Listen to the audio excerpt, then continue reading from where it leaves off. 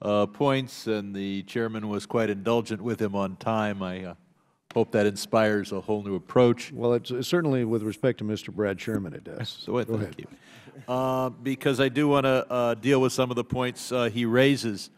But before I do that, in some minds, the picture of the Islamic Republic of Iran, of this regime, is the smiling face of its foreign minister, Javad Zarif, dapper, debonair, in Geneva.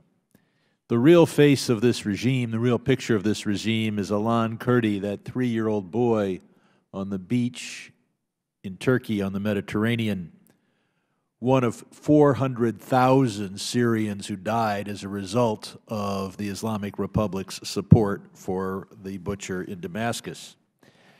I, for one, don't think that we can excuse Russian arms sales to Iran on the theory that we're going to achieve regime change anytime soon.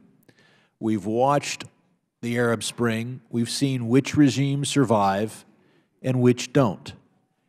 Those regimes that have 50,000 thugs willing to machine gun their own citizens survive.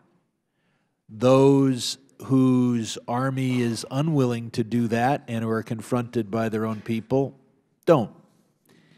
And we've had other panels, so I won't ask this panel. I've been assured by other panels that there are tens of thousands of Quds Force soldiers willing to machine gun other Iranians if that's what it takes to keep this regime in force. The gentleman from California says that the weapons that Russia is selling are only defensive, it wouldn't affect us, but of course the S-300s are the anti-aircraft weapons that make it much more difficult for Israel or even the United States to take out this nuclear program if that becomes necessary. And the fact that all options are on the table is the only thing that keeps Iran from not cheating more on the JCPOA, and one of the only things that got him to sign it. But I want to focus on the gentleman from California's idea of buying a nuclear weapon.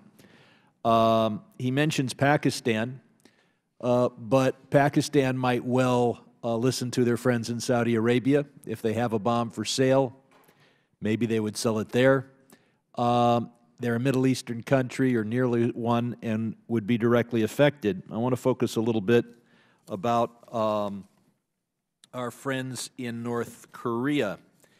The death of Kim Jong-nam illustrates that we should never have taken North Korea off the state sponsor of terrorism list.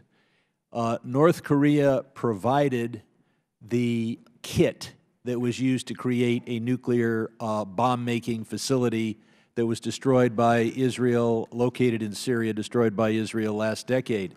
Do any of our panelists have any idea how much money North Korea got in return, not for a nuclear weapon, but just a kit to build one? Technology, I'm seeing 4 shaking heads.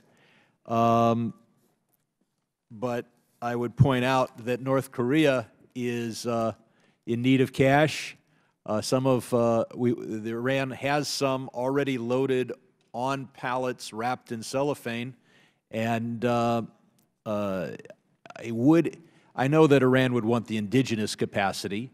I know that they would want more than one weapon.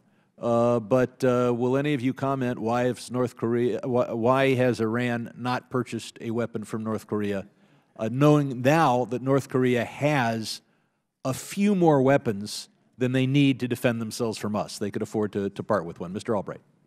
Yeah, I think there's worry. I mean, and a nuclear weapon can be transferred in different ways. It doesn't have to be a fully commissioned. Yeah, it could be just the fissile. They could sell the fissile material. They could sell the weapon. They could sell the two separately. Yeah, and I think there's a lot of worry, and I think it needs to be looked at. Just what is the level of cooperation?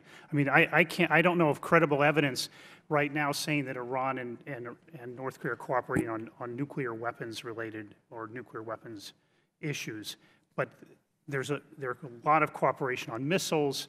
They have common enemies, and I think it needs to be looked at much more. Do any of you have an opinion on whether the Syria-North Korea transaction of last decade would have inevitably involved Iranian observers, advisors, or cash.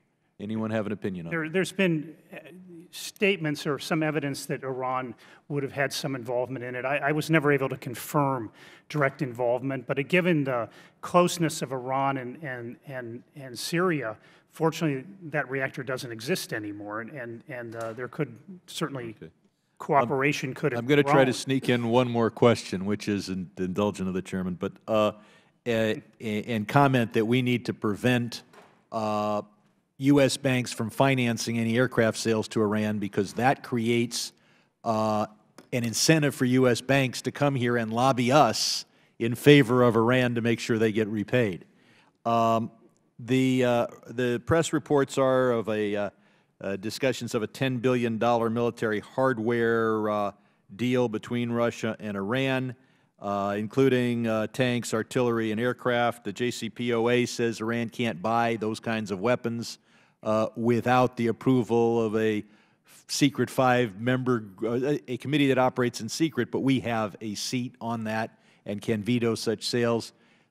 Is there any possibility that the United States would approve any or fail to veto any transfer of weapons from Russia to Iran? Yeah, I don't think so. If I can say that, the problem is that ban ends after 5 years or earlier if the IA issues its broader conclusion on the additional protocols. So I think it's one of the, really it's this duration issue transcends nuclear to conventional and ballistic missile. And it's something the Trump administration is going to have to factor in strongly into its policy review on Iran, of how do we deal with these exemptions that in essence take place in not that distant future. I'll get one more comment and then I'll yield back. No, No, I will yield back. let's do this. Let's I will yield get back. back to 5 minutes, and let's start with Steve Shabbat on that front of Ohio.